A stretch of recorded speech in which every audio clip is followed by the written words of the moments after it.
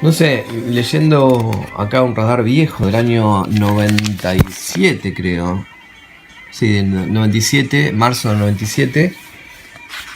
Le preguntan o extraen de algún lugar qué es para Rodolfo Walsh escribir. Y él dice, es escuchar. Y es muy interesante porque dice, escribir es escuchar. Alguna vez, dijo.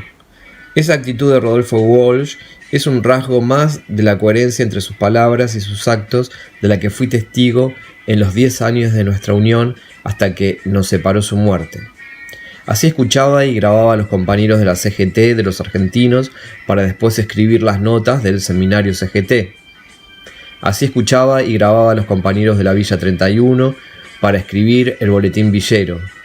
Así escuchó y grabó al coronel Mori Koenig para escribir el cuento Esa mujer.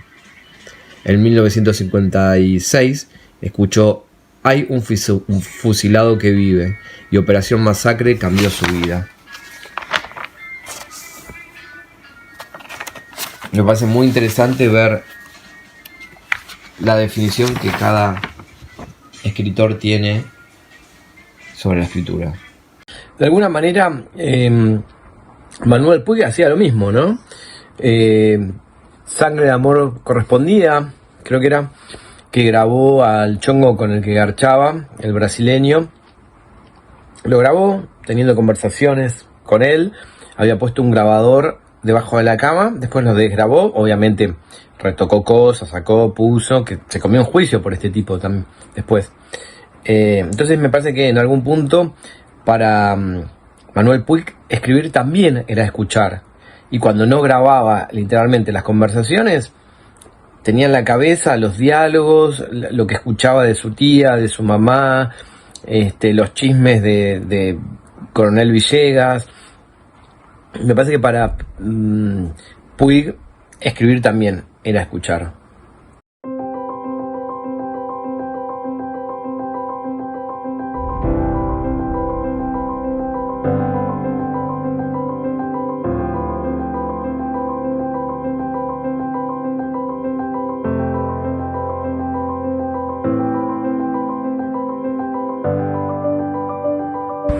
¿Qué era escribir para Kafka? No lo sé. Lo que puedo inferir de leer algunos de sus libros, me parece que era mitigar la soledad. Escribía cartas, escribía, estaba en un lugar burocrático, pero su mente estaba en otro.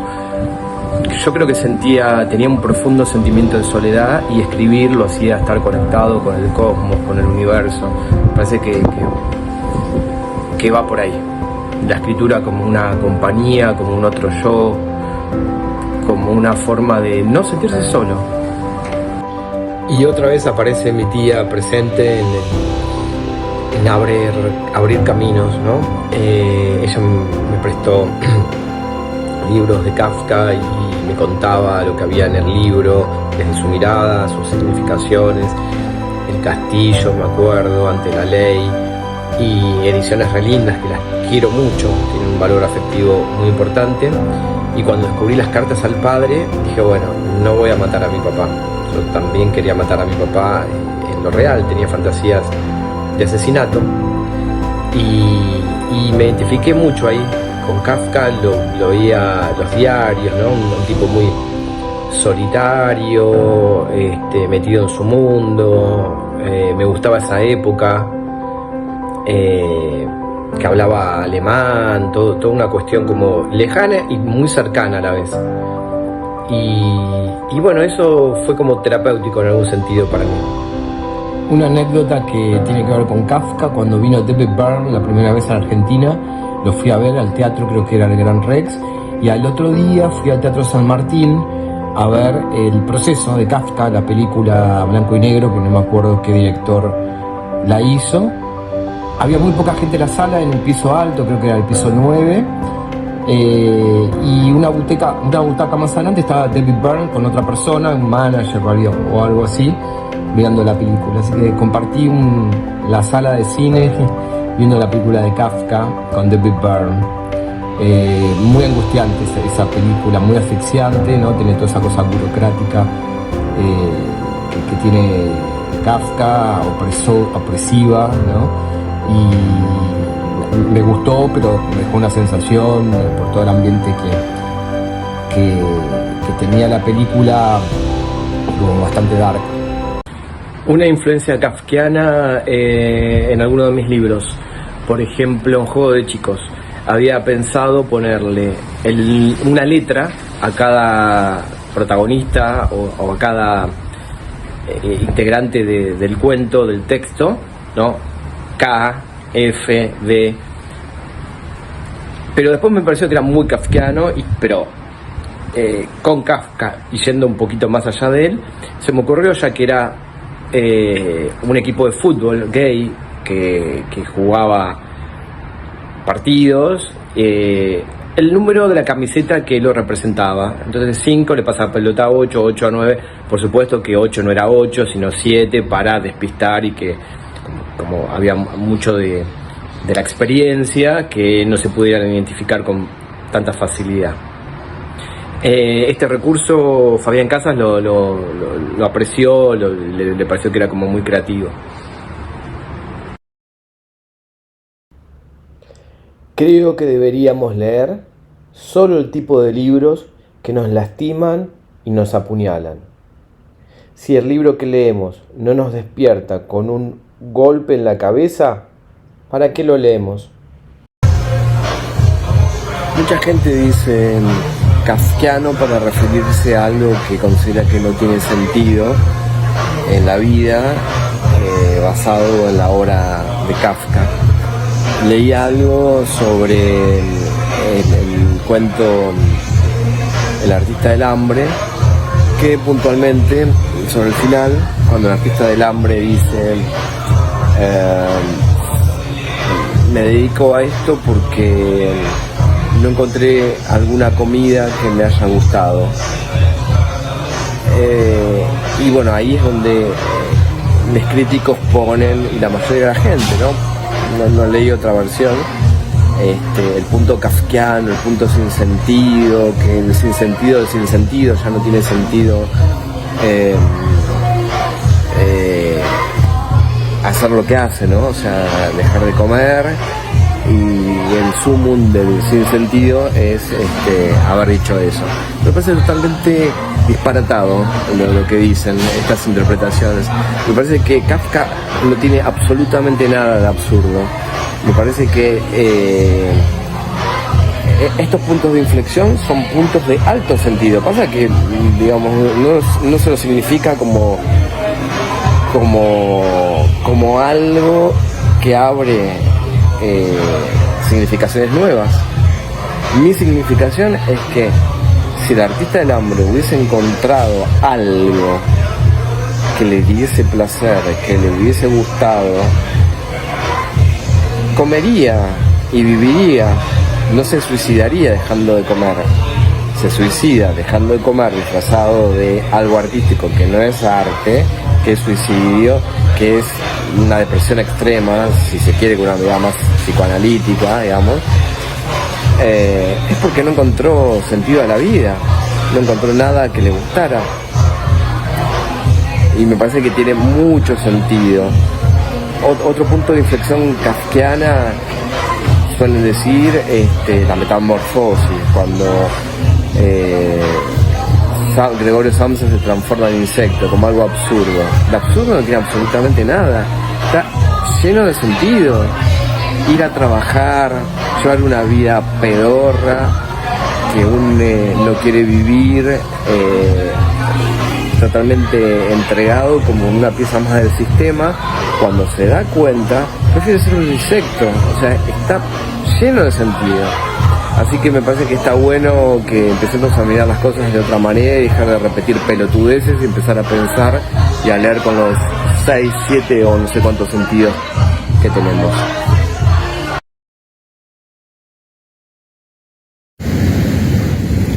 Bueno, de ahora en más, 2024, creo que lo único que voy a escribir es novela negra queer.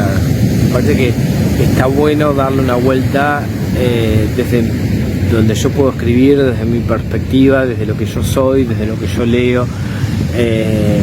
Pero bueno, me parece que las herramientas, la estructura de la novela negra me permiten ir, venir, desarrollar personajes, construir argumentos, denunciar cuestiones que tienen que ver con una sociedad que es totalmente injusta, que lo padecemos las personas LGBT, y me parece que nada, que me apropié de ese género, y a partir de ahora creo que todas mis novelas, cuentos van a estar atravesados por la estructura de la novela negra.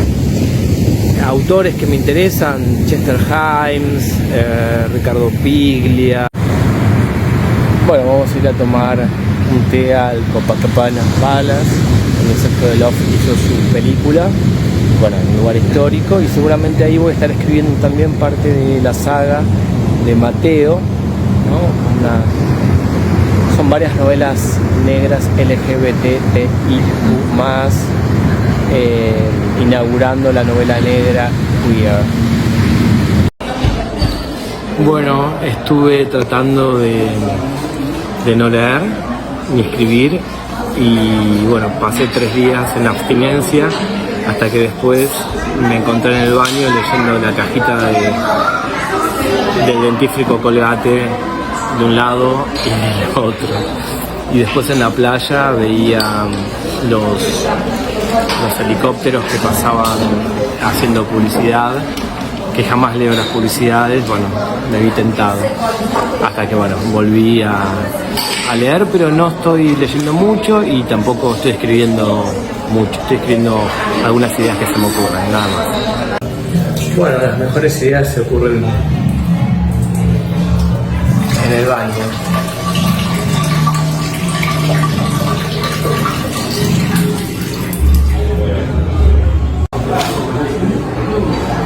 Estoy contento con un bolígrafo que me regalaron, que dice Facu Soto. Bueno, y acá en el Museo Tamañá saqué por ahora 2 conclusiones. Una, mi cuerpo es público, y la otra, bueno, además de ver el Amazonas en 3D, realidad virtual, que es todo buenísimo, en relación al cosmos, hay un par de palabras que me parecieron interesantes, ¿no? Cosmos, materia, átomo. Me parece que estaría bueno que un personaje de mi libro se llamara Átomo. Me ocurrió eso, ¿no? Voy a escribir Átomo, porque después me olvido. Átomo, nombre de un personaje. Bueno, y otra cosa que vimos acá en el museo, que está casi enfrente, el Museo de Arte, no sé cómo se llama, estuvo buenísimo toda la cultura hip hop, la cultura baile negro, música negra, con James Brown y todo eso. Me parece que está bueno darle una vuelta para meterlo en las novelas negras, queer, líneas.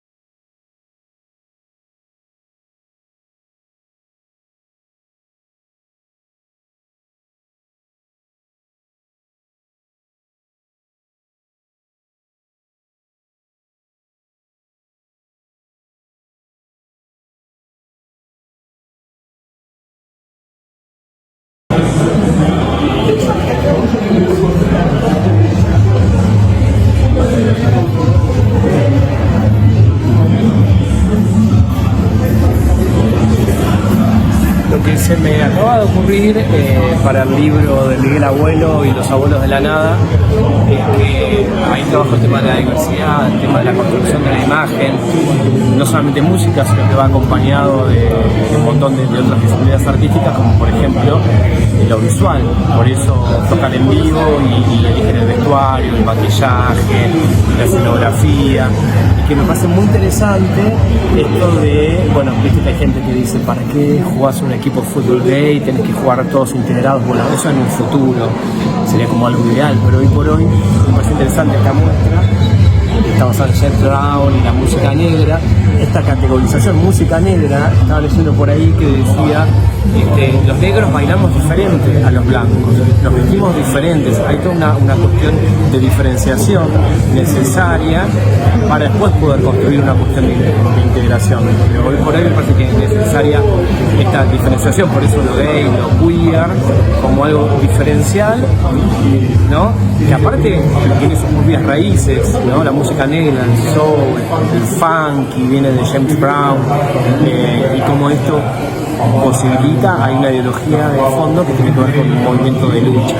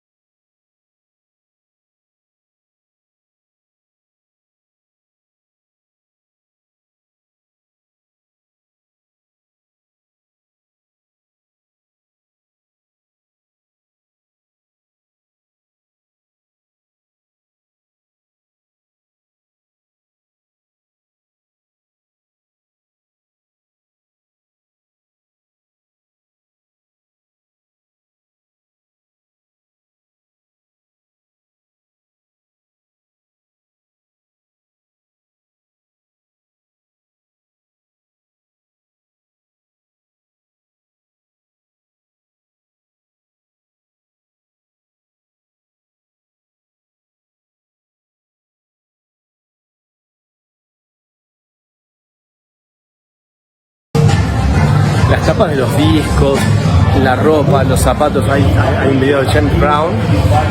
Es toda una cultura que me parece que no podemos negarla, ¿no? Y que es la cultura gay, queer, y me parece que Miguel Abuelo y los Abuelos de la Nada tuvieron mucho que ver con eso. También habría que ver lo que voy a investigar ahora, que es otra tapa.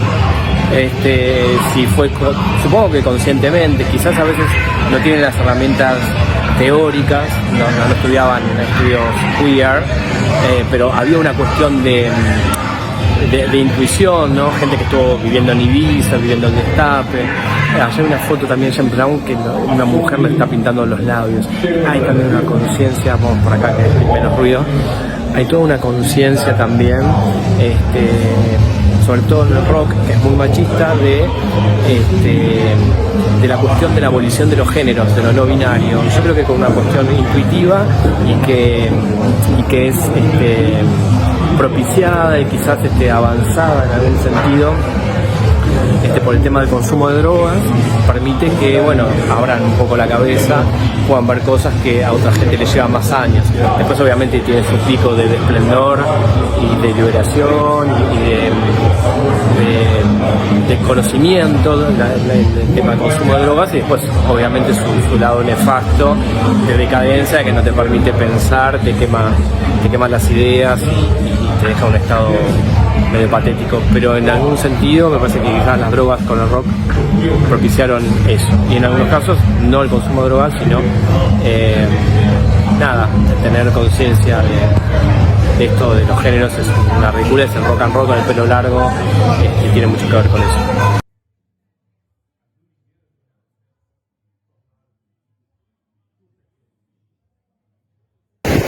Bueno, que hay escritores que dicen, uy, bueno, hoy ya terminé, ya tengo 30 páginas para mi novela, tengo 35, ¿no? Como una hazaña, lo cual me parece patético. Primero que digamos, midan a la literatura como algo que tiene que ver con algo cuantificable, como una cuestión de cantidad. Segundo, o sea, un hallazgo, escribir 30 páginas, como, no sé, es como... Bueno, me parece interesante los museos en general, ¿no? Y de esta visita acá al Museo Moderno de Río de Janeiro, Museo de Arte Moderno, creo que sí. Lo que me llevo es una idea conceptual que no la explicita, pero me parece que es lo que ronda en las distintas exposiciones, que es el tema de la vegetación, ¿no? De las plantas, la fauna, ¿no? No, la flora, no la fauna, que acá también la podemos ver, en otro contexto, ¿no? ¿Qué significa en otro contexto? Me parece que eso tiene que ver Mirá qué lindo esto de Tiago Melo. Me parece que tiene que ver con la idea de Duchamp, ¿no? Que es sacar algo de un lugar y ponerlo en otro contexto. Entonces me llevo esto para hacer la analogía con mis escritos. Esta foto que me parece tan buena, Becker, Rafael y Paola Camparini. Entonces yo tenía una idea dando vueltas sobre un barco de placer, con gente que va por placer a un destino turístico, y de repente aparece en otro tiempo, ¿no? Donde hay una comunidad autóctona que tiene otras culturas. Bueno, trabajar el tema de la conquista, la colonización, la resistencia, y bueno, y esto me inspiró, me dio más herramientas como para pensar elementos de otro contexto traspolados en otro tiempo y espacio, ¿no? Como podría ser, por ejemplo, herramientas tecnológicas, celulares, computadoras, por ejemplo, ¿no? Aspiradoras, televisores, etcétera, en un contexto de una isla en el año 1700 y pico, donde no existía la electricidad, por ejemplo, esa combinación, ¿no? Elementos de un contexto puestos en otro, hacen interacción, sacan chispas. ¿Qué puede significar eso? Y acá tenemos la vegetación.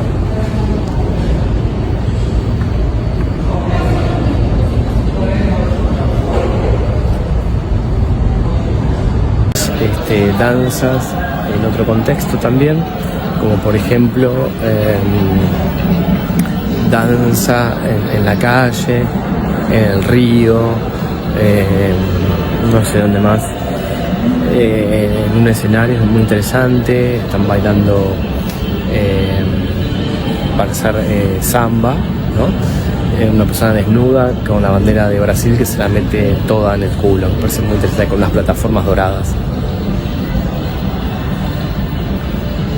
Buenas tardes, esto es La Casa en Llamas, desde Radio Perfil. Estoy con Demetrio López. ¿Cómo estás, Demetrio? ¿Cómo le va? Les habla Guillermo Piro y estoy también con Facu Soto. ¿Cómo estás, Facu? ¿Qué tal? Bien. Te cuento un poco y brevemente a vos y a los oyentes de qué va este chiste, digamos. ¿Qué salvarías de una casa en llamas, básicamente? ¿Qué es lo que estamos oyendo? ¿Qué es lo que estamos oyendo? Pubis Angelical, esta es la banda de sonido elegida justamente por acá el señor Soto. Dos temas cortos. Sí, yo creo que es una genialidad este disco. Es una genialidad. Totalmente instrumental. Totalmente. Charlie en esa época hablaba de música a lo Pink Floyd, criollo o tango a lo Pink Floyd, decía, ¿no? Había un chiste que era Chopin Floyd. Claro. Y tiene una sensibilidad en la mezcla de música clásica con los teclados y con el mini moog y los sintetizadores, que es conmovedor. Yo es un disco que escucho con frecuencia y que lo escuché por primera vez en la época. Lo compré en el momento, estaba con un amigo en la primaria, quinto, sexto grado, y no envejece. Es un disco alucinante, ¿no? Creo que Charlie ahí muestra bien esa faceta como músico, ¿no? Músico sin canciones. Yo nunca hubiera pensado, hemos pensado acá con Guillermo, bueno, qué se llevaría cada uno, y la verdad que me sorprendió tu elección porque no había pensado, no es que uno piensa todo, pero digo, viste cuando no lo tenés en el radar, y la verdad que es un error, porque es un gran disco. Uno de los mejores. Yo creo que es uno de los mejores de Charlie. Y me parece que pero nadie lo tiene como el mejor de Charlie, digamos. Otra gran pieza, por ejemplo, es Variaciones sobre música del alma, ¿no? Que me inspiró para hacer un librito que todavía está inédito. Tomé de Carlos Correa La narración de la historia, que es el mítico cuento, uno fechado como el primer cuento gay, con final feliz y abierto, que incautaron la obra, la edición, sí, fue un quilombo. Bueno, conseguí la primera edición, esa del año 51 o 53, la tengo ahí embalsamada, pues después salió por Interzona. Contá un poquito, ¿qué libro es? La narración de la historia es un cuento largo de Carlos Correa, que fue censurado porque era explícitamente homosexual. Año 51. ¿51 o 53? ¿No se sabe? No, sí, yo no me acuerdo exactamente. Estoy medio desastre con las fechas. ¿51 o 53? Y bueno, incautaron las revistas que salían en la Facultad de Filosofía y Letras. Estaba Jorge Laforge como editor. Y bueno, no era considerado literatura porque tenía un lenguaje más explícito, ¿no? Él era muy amigo, ya sabemos, de Oscar Mazzotta, de Sebrelli. Bueno, se recuperó después de muchos años. Hay una película, un documental que está muy bueno. Y bueno, y tomé el final de ese libro, una hojita y media, y reescribí finales. Entonces es un libro con un loop de 20 finales, con distintos géneros, ¿no? Y está un poco inspirado en el nombre de este tema que estoy hablando de Charlie, que es Variaciones sobre música del alma, que es un tema en piano. El tema está compuesto para Ciro Girán, quedó medio inédito.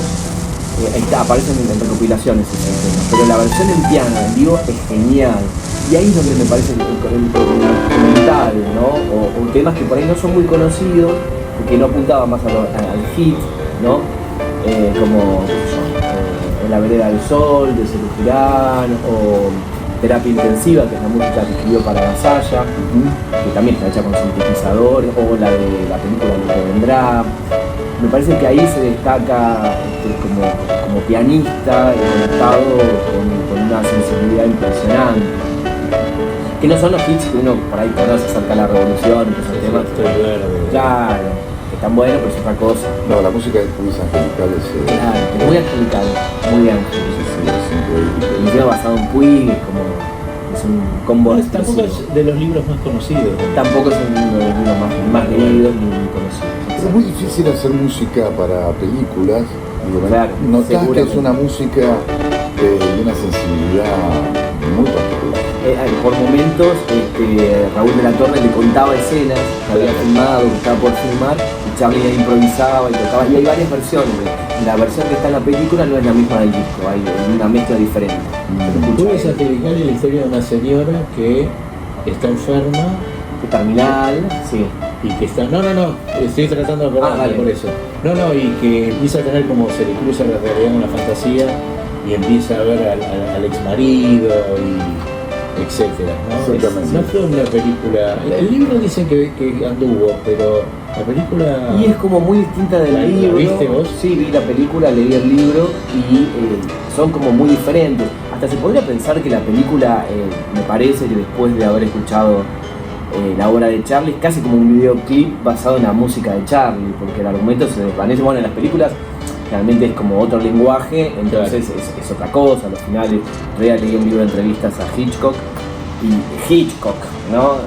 Cambiaba los finales. Está bien, estaba Hollywood de por medio, pero había finales que no se podían hacer, no podía morir el protagonista ni siquiera al final de la película, entonces tenían que poner otro final. Entonces hay como otro lenguaje y hay una desvirtuación, digamos, o un cambio muy grande entre lo literario y lo cinematográfico, ¿no? Sí.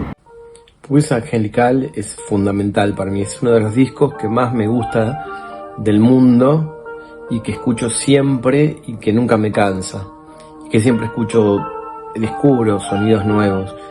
Lo escuché por primera vez a los... ¿cuándo salió? En el 82, 72, a los 10 u 11 años. Lo tenía en vinilo un amigo, yo tenía Yendo a la Cama Living en cassette, solamente Yendo a la Cama Living. Y él tenía el disco doble, y me acuerdo un verano que pasamos muchos días boca abajo, tirados en el piso, mirando el disco y escuchándolo permanentemente. Y ahí fue quizás mi primer contacto con la poesía, intentando hacer poemas, al ponerle letra a las canciones instrumentales.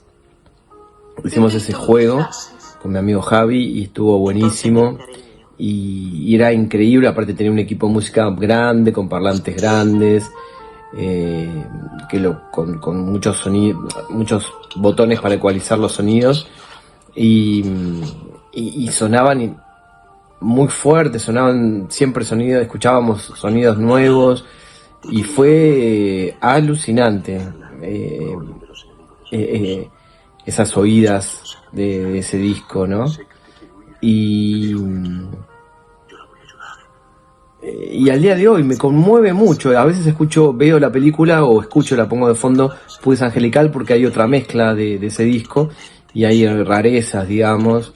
Yo creo que es la obra máxima de Charlie. Él lo dijo en un reportaje, creo que nunca voy a poder hacer o superar este disco cuando lo estaba sacando, ¿no? Porque es angelical. Y creo que es la obra más bella que escuché en mi vida.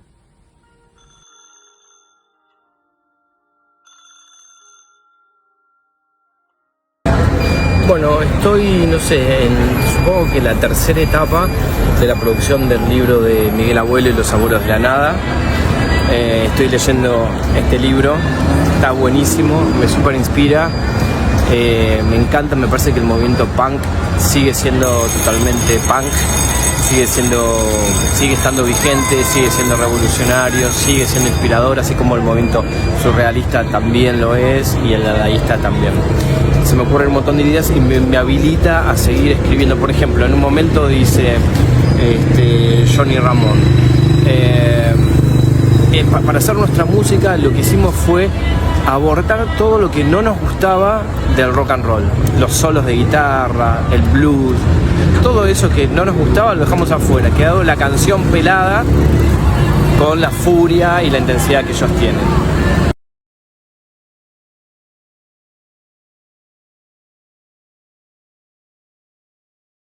Bueno, estoy otra vez en Chile y una sensación de déjà vu, más que una sensación de déjà vu, es un pensamiento que tengo que soy como un asesino serial que vuelve a la escena del crimen, o sea, re loco, porque vuelvo muchas veces a los lugares donde ya fui, los veo diferente, cambia la gente, es muy diferente, pero bueno, reconozco los lugares y es muy loco todo eso, ¿no? Y bueno, y mi último libro, que se llama Cactus, trata un poco de eso, ¿no? De una persona grande que está sola y que va en auto a los mismos lugares donde iba con su expareja. Y es muy loco, mirá lo que acabo de ver. Hay un arma ahí. Es medio que será de juguete. ¿Será de verdad? Yo no me animo a tocarla porque me la palo. Supongo que debe ser de juguete.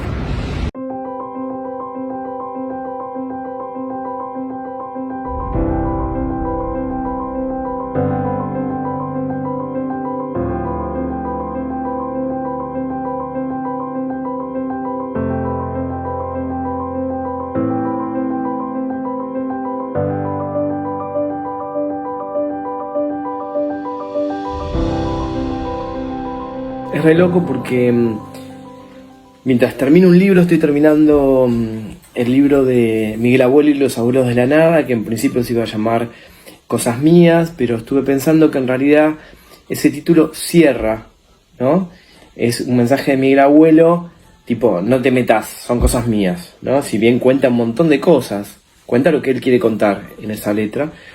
Me parece que el libro abre, se expande, y estaría bueno ponerle yo soy tu bandera, libertad, ¿no? Yo soy tu bandera, o el que más me gusta en realidad, que dice lo mismo pero de manera más metafórica, las musas sin cadenas.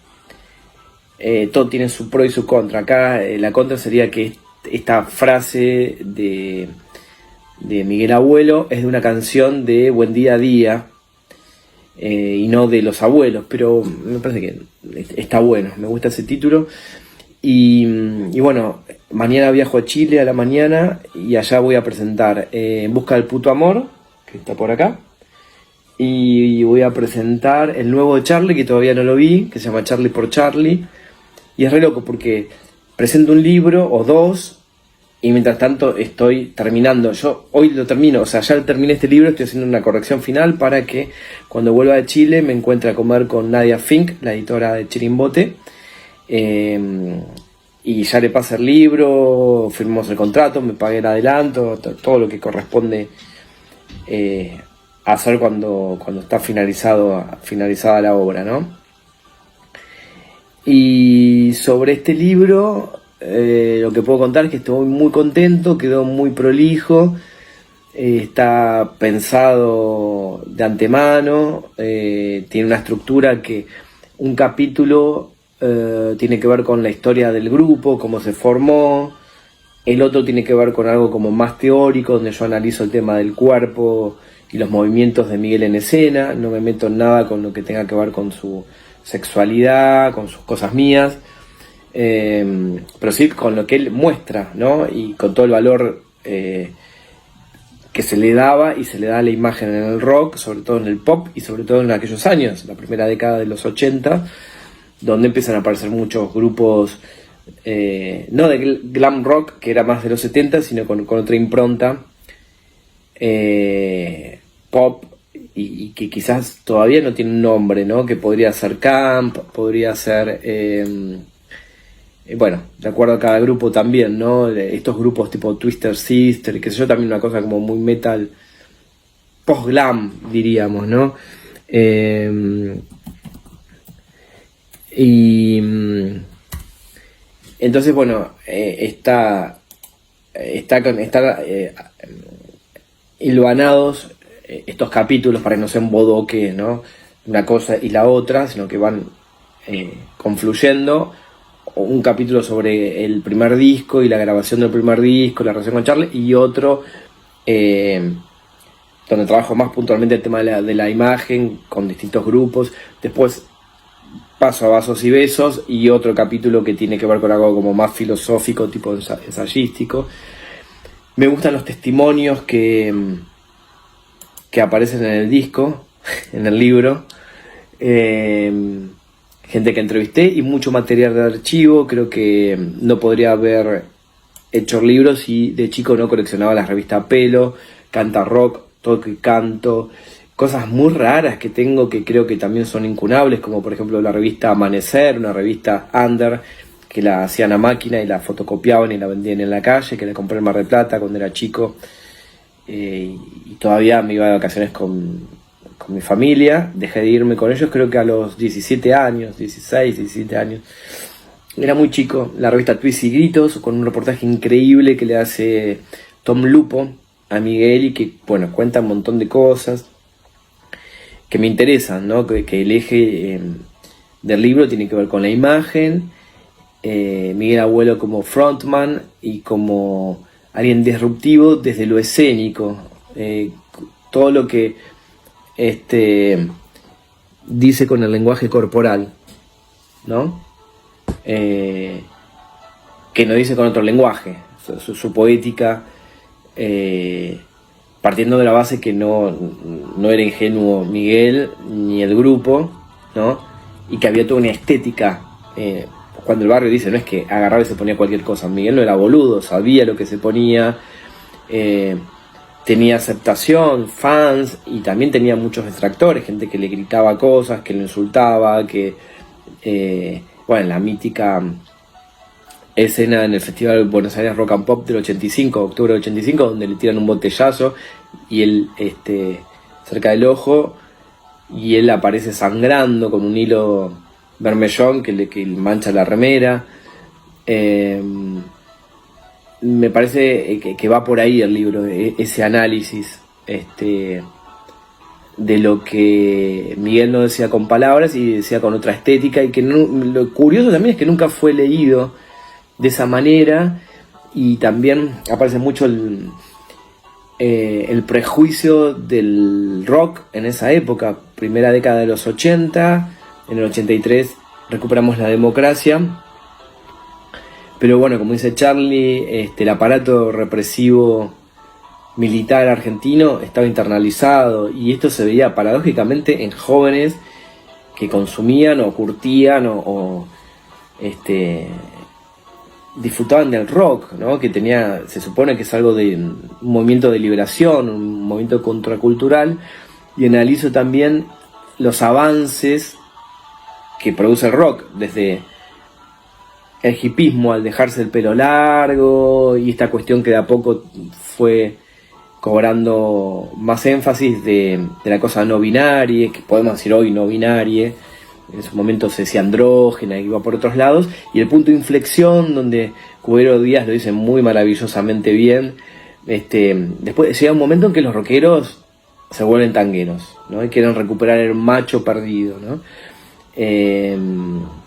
Yo lo atribuyo a la paranoia con lo gay, con lo homosexual, cuando están ahí a punto de derribar esas dos grandes barreras, que es la del género y la del sexo. La orientación sexual, que podría ser bisexual o de género fluido, como dice Perlonger, y la de género, Y ahí, bueno, a veces por mucho consumo de drogas o lo que sea, se vuelven paranoicos y todo lo que fueron construyendo y dijeron con el cuerpo y con actitud y con un montón de cuestiones se detiene o se vuelve para atrás. Y esto también lo retomo en otro de estos capítulos más ensayísticos con grandes figuras que son pioneras y referentes, ¿no? Y hay pequeñas perlitas, también cosas encontradas que por ahí no se conocen tanto, como Lou Reed, que también fue muy glam en los 70, cuando fue a ver a Andy Warhol. Bowie fue a ver a Andy Warhol. La Velvet, Andy era el manager de la Velvet, ¿no? Ya estaban instalados ahí. Y Lou Reed, por ejemplo, cuando era chico y los padres vieron que era homosexual, que era gay, lo llevaron a hacer un tratamiento, ¿no? Donde le daban electroshock para tratar de curarlo de la homosexualidad. Terrible, ¿no? Después él se enamora de una chica trans que fue su road manager y es interesante para ver qué era lo que pasaba a nivel mundial, cómo se resolvía también esta cuestión del prejuicio en el rock, que parece que no, pero está muy impregnada y está como muy naturalizada. Se habla del prejuicio en el fútbol en relación a estos temas, pero no del rock. Y lo loco es esto, ¿no? Que bueno, quizás el fútbol no tiene una ideología contracultural, por el contrario, es sumamente masivo, pero el rock sí cuestiona, es rebelde, pero en estos temas parece que no. Otra pequeña enseñanza, esta es de ayer, es de un libro de Ricardo Piglia, que no me acuerdo cómo se llama, algo así como Prosa no sé qué, es de editorial Eterna Cadencia, Tapa Celeste. Habla de la diferencia entre la experiencia y la vida, ¿no? Que uno podría pensar en homologarla, ¿no? Y lo que dice es que no, que uno puede vivir y listo. Ahora, uno si vive y significa eso, ahí es donde le da un sentido a esa vida, a esos momentos que vivió, y eso se transforma en experiencia, ¿no? Me encanta la palabra experiencia para el título de un cuento, de un libro, de lo que sea. Y bueno, y todo esto me sirve para pensar la bio de Miguel Abuelo y Los Abuelos de la Nada, para darle otra vueltita. Estoy contento porque casi termino, estoy corrigiendo el libro que me gustaría que se llamara Las Musas sin cadenas, el libro de Miguel Abuelo y Los Abuelos de la Nada. Y estoy pensando, es algo de análisis, y bueno, ya estoy pensando en armar otro cuento, novela negra, larga, de alguien varias personas que desaparecen en el subte, y bueno, no terminé bien en realidad, me falta todavía hablar con Daniel Meningo, con Peter D'Antoni, el que era manager de Los Abuelos, pero el libro ya está casi cocinado, son 145 páginas que están súper ok. Estoy re contento porque me parece que encontré un procedimiento que tiene que ver con hablar de los abuelos, sobre todo Miguel Abuelo con su cuerpo desobediente y lo que decía con ese lenguaje corporal, y voy alternando un capítulo, digamos, biográfico sobre los abuelos, donde cuento sobre cada disco, con una especie como de ensayo sobre lo que tiene que ver con perspectiva de género y todo el tema del contexto. Me parece que está bueno porque está basado en todo lo que tiene que ver con lo gay, con el LGBTB, que era lo que pasaba en ese momento a nivel de la chat y ese tipo de cosas. Y la idea que tengo ahora ya es la que necesito escribir.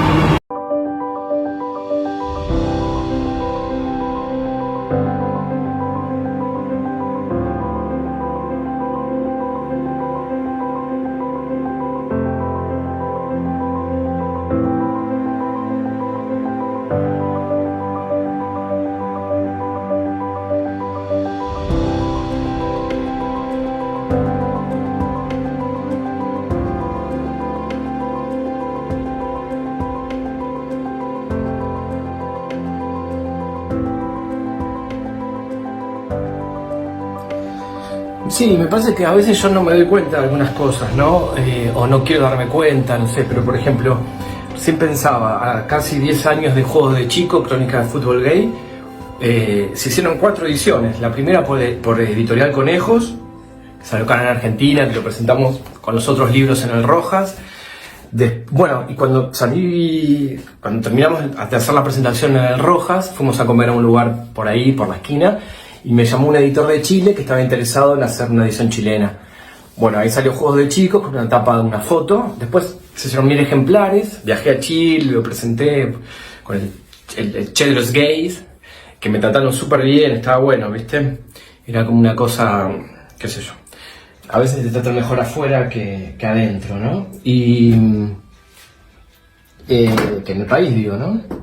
Y después, bueno, se volvió a hacer otra edición de 1000 ejemplares y después, unos años después, estaba en el Rojas, no, estaba en la Feria del Libro, hizo una lectura de electricidad y se acercó un chabón que vive en Estados Unidos, creo que en California, en San Francisco, no me acuerdo dónde.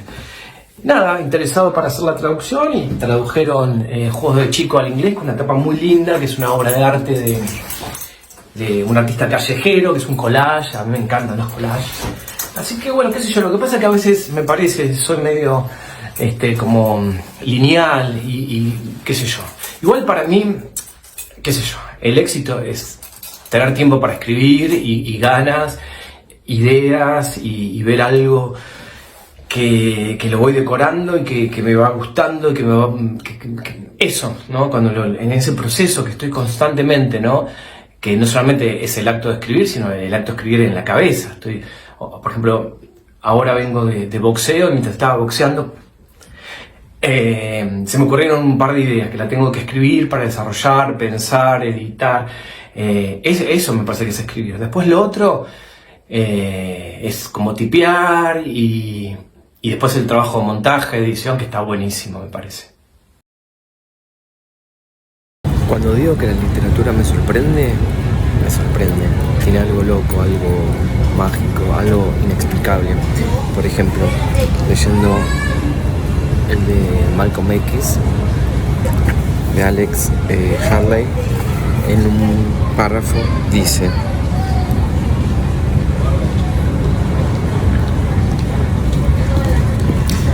lo que mi padre no podía saber entonces era que de los 3 hermanos restantes, inclusive él mismo, solo tío Jim moriría en la cama por causas naturales. En efecto, poco tiempo después, tío Oscar sería abatido por policías blancos del norte y mi mismo padre también caería a manos del blanco.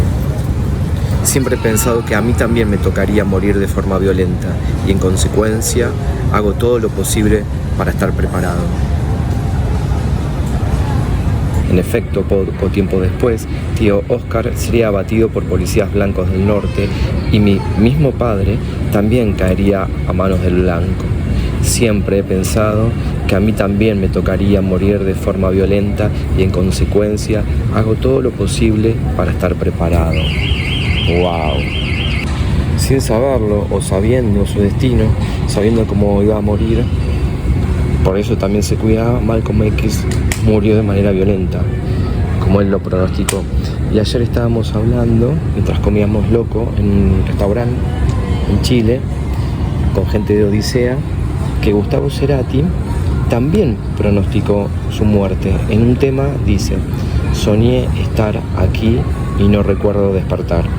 Y todos sabemos cómo murió Gustavo Cerati, cuánto tiempo estuvo sin despertar y lo había soñado. Increíble. Ya no confiaba de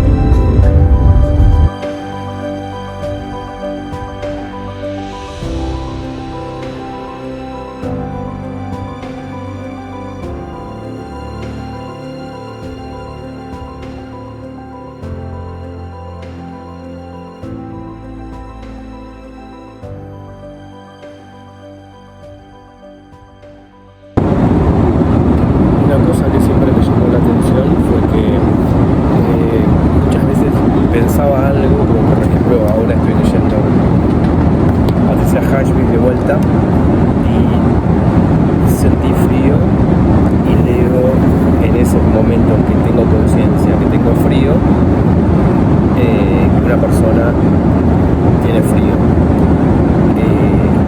Palabras que escucho en la tele, o que escuchaba en la tele cuando era chico, y yo estaba escribiendo absolutamente, escribí esa palabra y la escuchaba, una cosa como muy paranoica.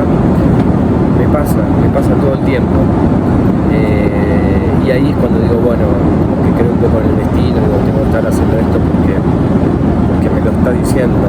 Esas coincidencias, esos puntos no los logro descifrar. En un momento estaba obsesionado con la telepatía, se me pasó eso, pero esto no logro darle una explicación racional, digamos. Son coincidencias entre mi pensamiento, lo que siento, lo que pienso y lo que escucho, siempre relacionado con lo que leo o con lo que estoy escribiendo.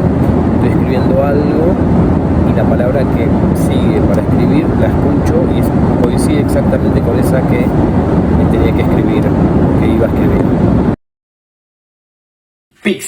Pixies y The Baser es uno de mis temas favoritos de todos los tiempos y marca un antes y un después en mi vida, así como fue Daniel Melero con Sangre en el Balcón, Alumbrando en la Luz Fría y esos temas que descubrí en El Rayo, el suplemento radial que tenía Tom Lupo a la medianoche en la radio, cuando todavía no existía la FM.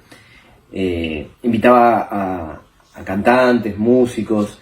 Me acuerdo que estuvo Calamaro presentando también sus grabaciones secretas, encontradas, caseras, Los Visitantes, creo que estuvieron Los Corrosivos también. Yo estaba ahí alerta, esperando también en una época a Don Cornelio, que no estuvo nunca, ¿no? Bueno, esta zona es muy importante para mí, porque bueno, yo ya tengo muchos años, pero cuando tenía 14 más o menos, me acuerdo un verano que me marcó mucho, me marcó a fuego.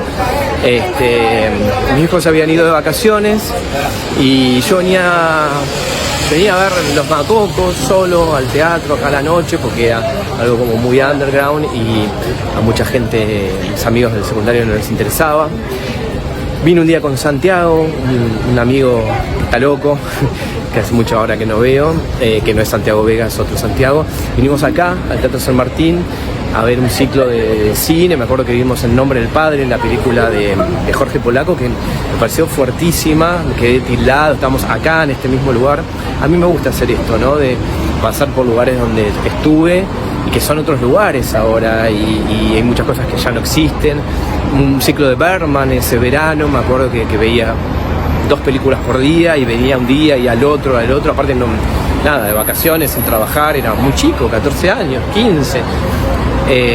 Y tengo ese recuerdo muy fuerte de acá del Teatro San Martín. Siempre que paso me acuerdo, y paso seguido. Y después también iba con los Walkman, y por medio de este amigo Santiago había descubierto el programa Tom Lupo Show y el suplemento El Rayo, que pasaba videos inéditos. Videos no, canciones, rarezas, cosas que quedan afuera. Y hubo un especial de Los Encargados, que lo tengo, con La Balsa y temas raros que ahora por ahí seguramente están en internet. Y bueno, yo escuchaba siempre con los Walkman, Andando en la Luz Fría de Los Encargados, que amo Los Encargados, amo ese disco y ese tema. Y me acuerdo que lo retrocedía y lo volvía a poner. Y a veces para que no se me gastara, o se me gastaba la pila, para que no se me gastara la pila, empezaba con una virome, retrocedía el tema, lo escuchaba y caminaba por esta cuadra, o sea, muy fuerte. Y Pixies marcó un antes y un después. Son alucinantes, tienen una cosa muy punk, muy energética, muy misteriosa. Que es un flash. Me acuerdo de The Baser, el tema lo tenía en CD, en Doolittle, ese disco que es genial, que tiene el monito, y lo ponía en el mini componente que había en la casa de mis viejos, y después salía, ¿no? Era como, lo escuchaba 1, 2, 3 veces, bailaba solo en el living, me energizaba, ¿no? Y después iba, me encontraba mucho con un amigo, Martín, que era el cantante del grupo Loch Ness, que él tocaba también en el Paracultural, y bueno, íbamos mucho a bailar al Dorado, y parábamos en un bar que se llamaba Gaia, que antes había sido Bolivia, lo había diseñado Sergio Delof, y estaba buenísimo. Era un lugar donde no pagabas entrada, ese bar que quedaba en la calle Bolívar y México, Bolívar y México creo, y sobre México. Después hubo un restaurante que se llamaba Bursaco ahí, que había comida copada, pero eso, bueno, 10 años, 15 años después, ¿no? Y ese bar estaba bueno porque había mesas, estaba Biondo, que era un chabón que hacía performance,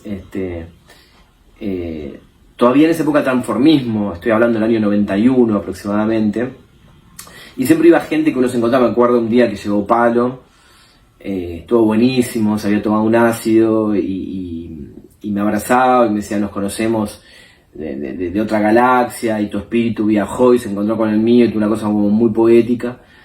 Y había como una pequeña trastienda también donde pasaban cosas, muy muy interesante. Y el disco, el CD, me llegó a través de Rafael, un amigo que también punk, tenía un grupo que se llamaba Atracón, que era muy copado, y discutía mucho con él porque estaba en contra de todo. Era como yo estaba en primer año de la facultad, muy copado con Freud, con un montón de cuestiones, inclusive con neurofisiología, estudiando las neuronas, un montón y él, que la psicología no existía, y qué sé yo, muy Bukowski, y realmente transgresor, una especie como de Luca Prodan, digamos. Me contaba, por ejemplo, que salía una chica, Mandy, que iba en un lugar que íbamos nosotros, ¿no? Bueno, por medio de Rafa conocí en la puerta del Paracultural a Martín de Lognes, que fue mi gran amigo de toda la vida, ahora es Cucurto. Martín vive en España, y nos conocimos en la puerta del Paracultural. Nos presentó y entramos, y bueno, ese día terminamos tomando cerveza y comiendo pizza a la madrugada en Mazacote, ahí en San Telmo. Y bueno, y Mandy era una chica muy moderna, también muy cool, que iban de la mano, medio rasta, un fan de Todos Tus Muertos, que los veía mucho en Cemento, y contaba que lo que más les gustaba del sexo era que la lluvia dorada que Mandy le hacía a él en la bañera, y él decía el medio calentito de ella, era como muy, muy copado.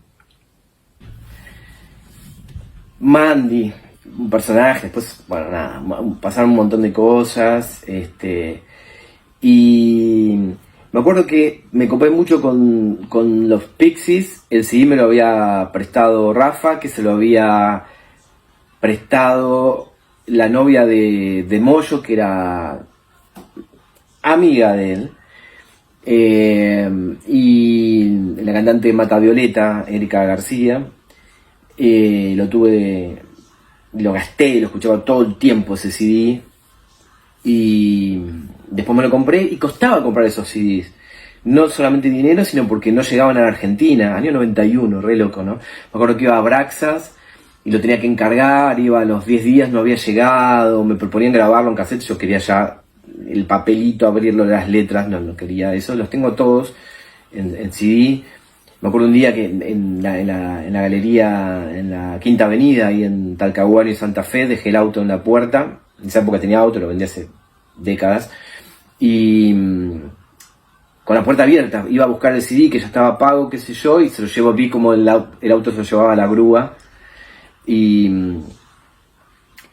bueno, todo rondaba alrededor de Pixies. En esa época escuchaba Los Visitantes, lo iba a ver siempre al grupo, sobre todo en La Luna y otros lugares, y tenía, bueno, la primera vez o la segunda, que me impactó mucho Pablo con Los Visitantes, eran muy Pixies, todos vestidos de negro, eran un trío en el viejo correo, creo que se llamaba, enfrente del Parque Centenario, y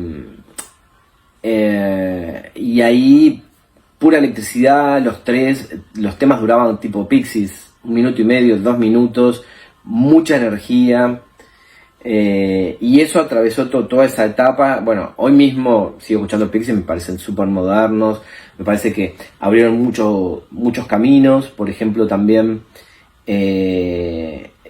bueno, Kurt Cobain de Nirvana, creo que hizo un cover de Pixies, o siempre los nombres es que fueron muy influyentes e innovadores para ellos. Me acuerdo también de la película Suban el volumen, que me flasheó, la tenía en VHS, me la copié, y ahí estaba Where is My Mind, en una versión más light, digamos. Bueno, ese tema no es un tema muy eléctrico, digamos, pero la película está como más lenta, más cadenciosa, ¿no? Me acuerdo de esa película y que ahí está ese tema, que también estaba Leonard Cohen, que abría el tema.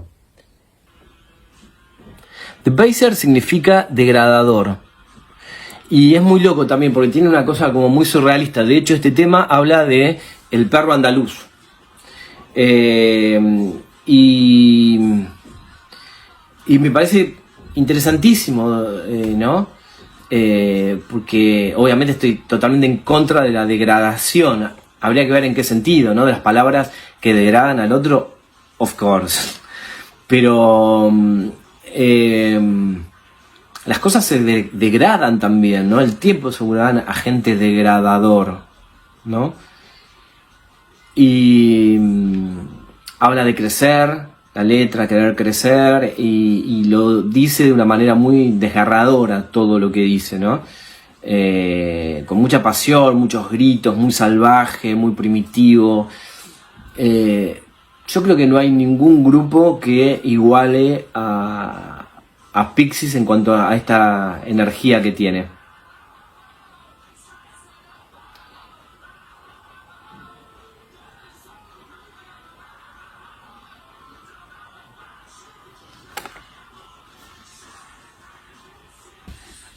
Los Visitantes con La Cautiva.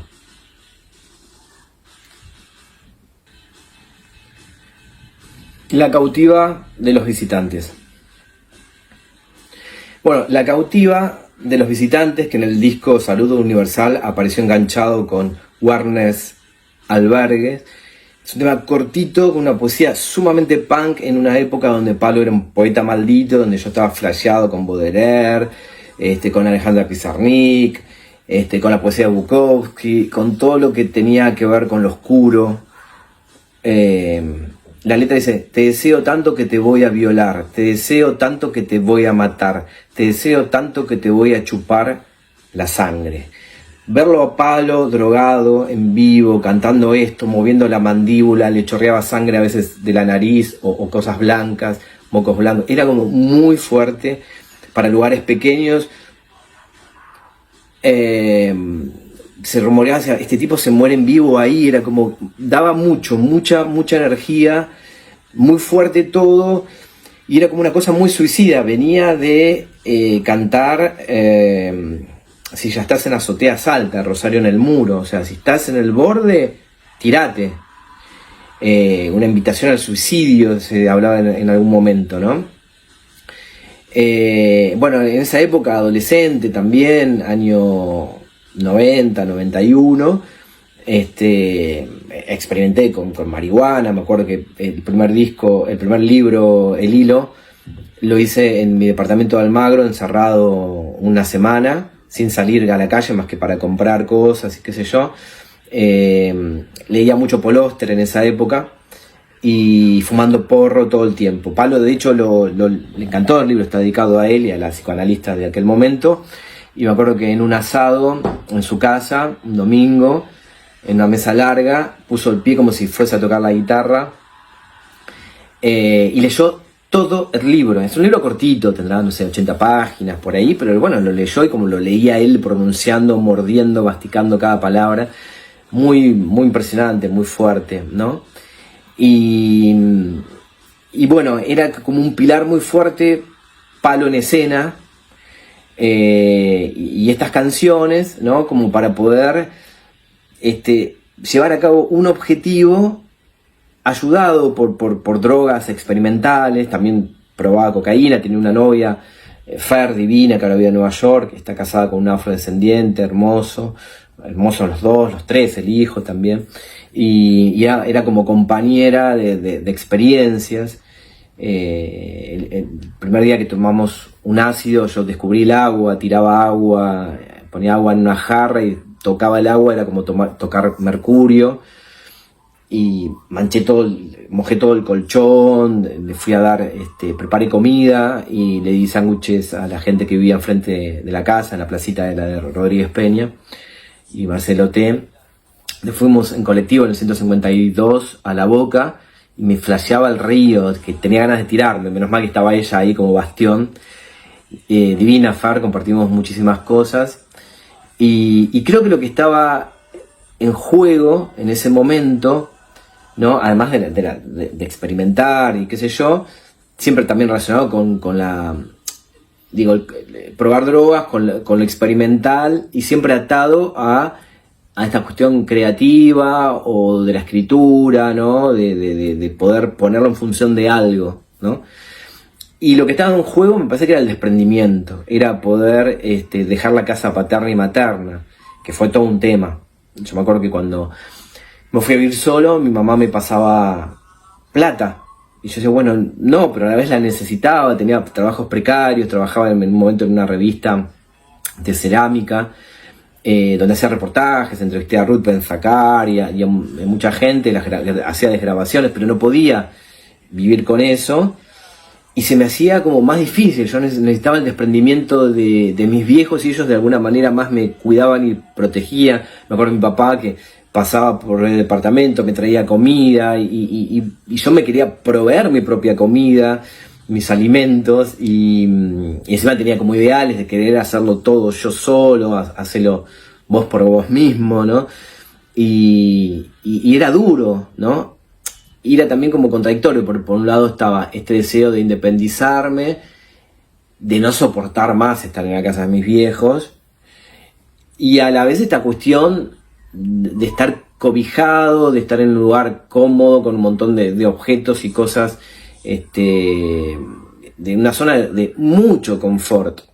Entonces, bueno, era complicado. Pero por suerte estuvo Palo ahí con La Cautiva y Los Visitantes para ayudarme a desprenderme, a no tener miedo y a seguir adelante.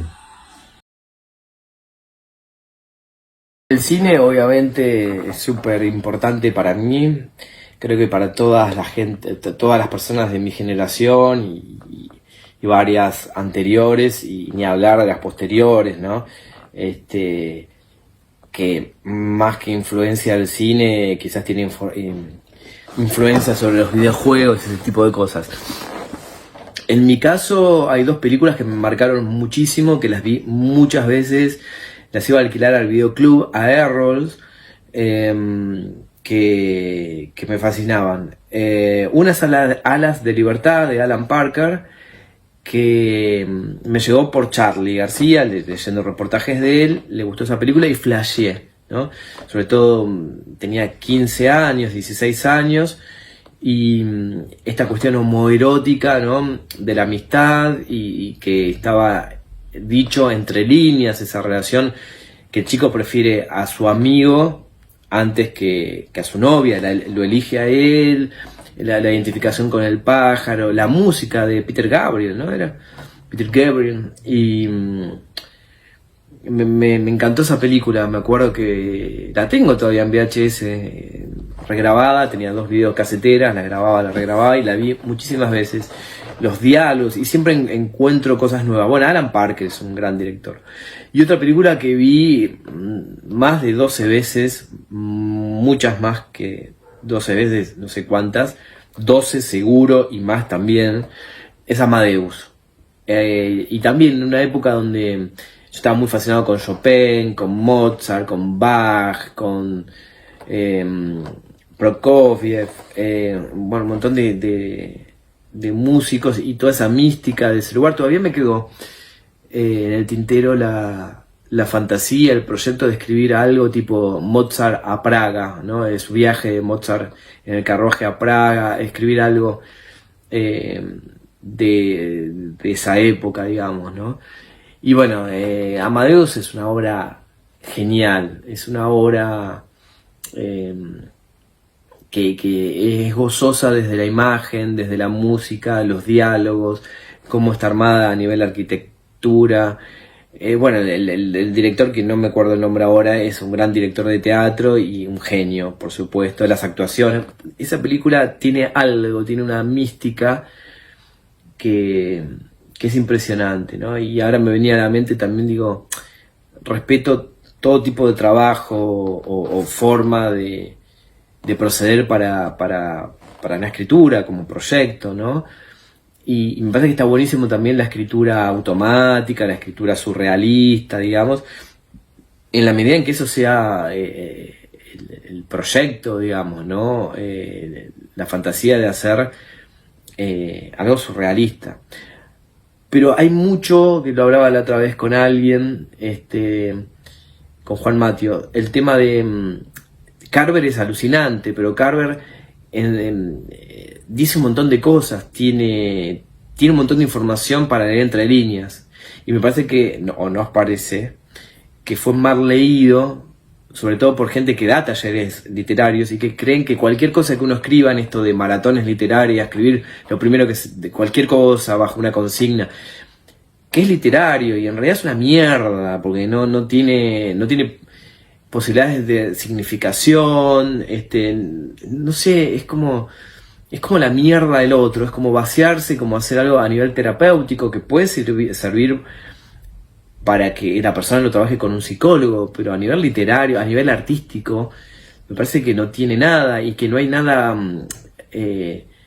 trabajado ahí que esté pensado como para producir un efecto, para que hayan partes donde brille, partes donde la cosa tenga que opacarse y ver la noche sin luna, digamos, no hay nada que te conduzca a algún lugar, es como algo caótico, ¿no? Y está lleno de eso, y muchas películas también, lamentablemente, de cine independiente, argentinas y extranjeras, ¿no?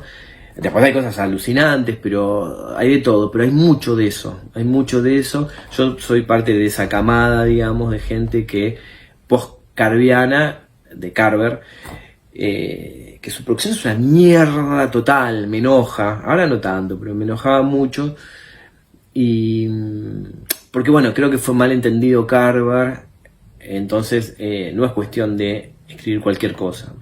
¿Por qué digo esto? Porque queda muy claro que Amadeus no es una escritura automática, es producto de todo un trabajo arquitectónico, estructural, de diseño, y bueno, y ahí están los efectos y el logro, ¿no?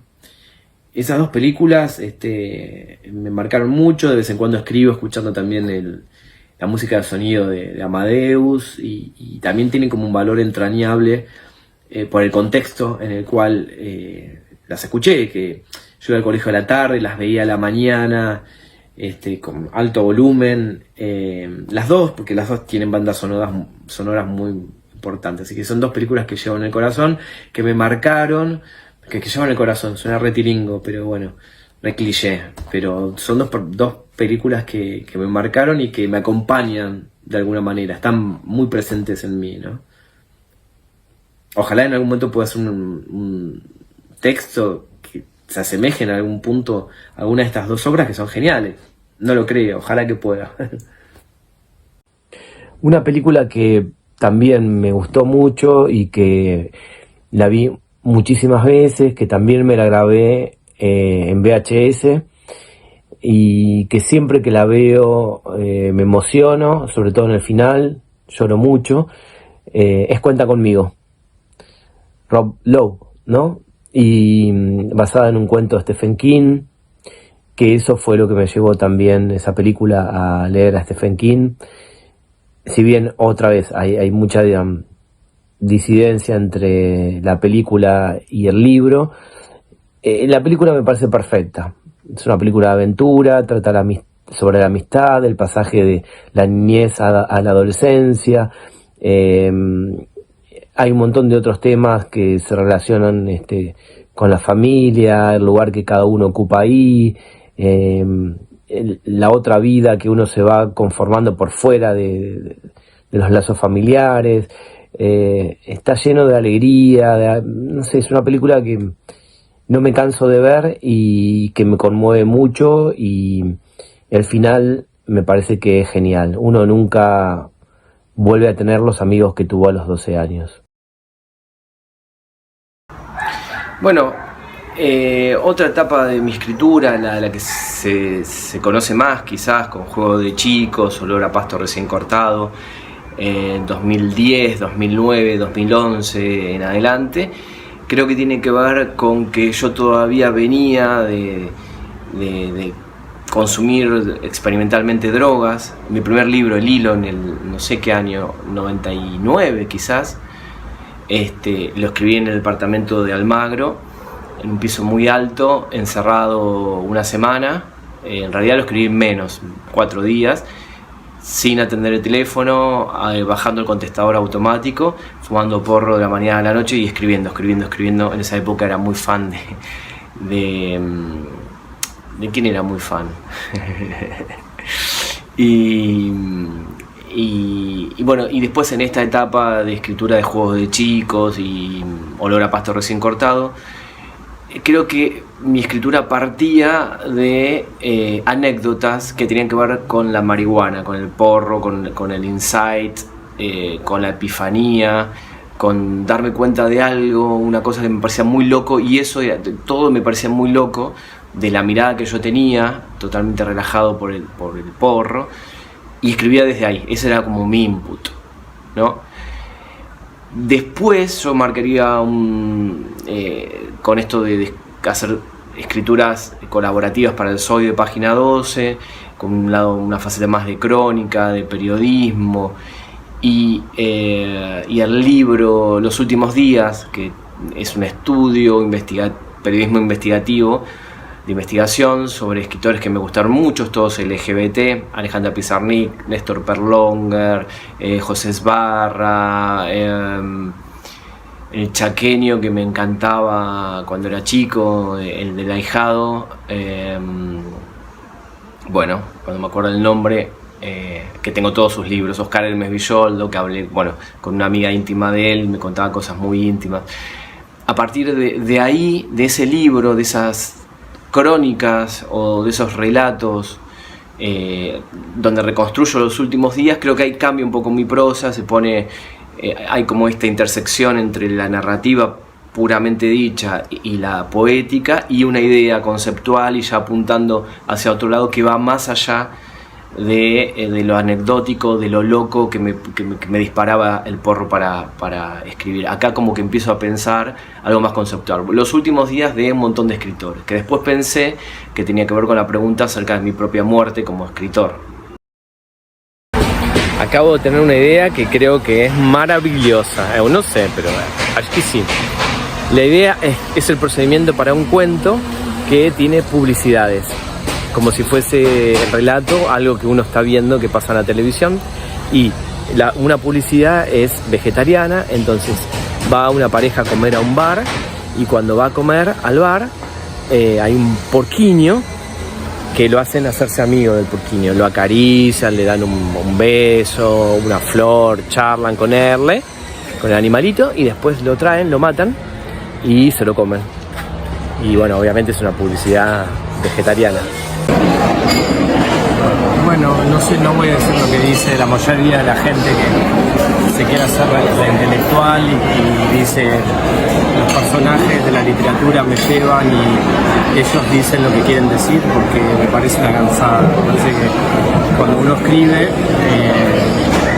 el que está escribiendo es la persona que diseña y que va a donde quiere ir. ¿Qué es escribir? Me parece que el acto de escribir es como lo más sencillo, de sentarse y escribir. Escribir es ordenar. Las palabras están todas, y uno o una lo que hace es capturarlas y ordenarlas. Es con las mismas palabras, los mismos significantes, un escritor puede escribir una cosa y otro otra. Es el orden que las pone, sea en una oración, en un párrafo, en el sentido que quiere dar. Entonces el sentido de la persona que lo lee es otro, pero básicamente para mí escribir es ordenar.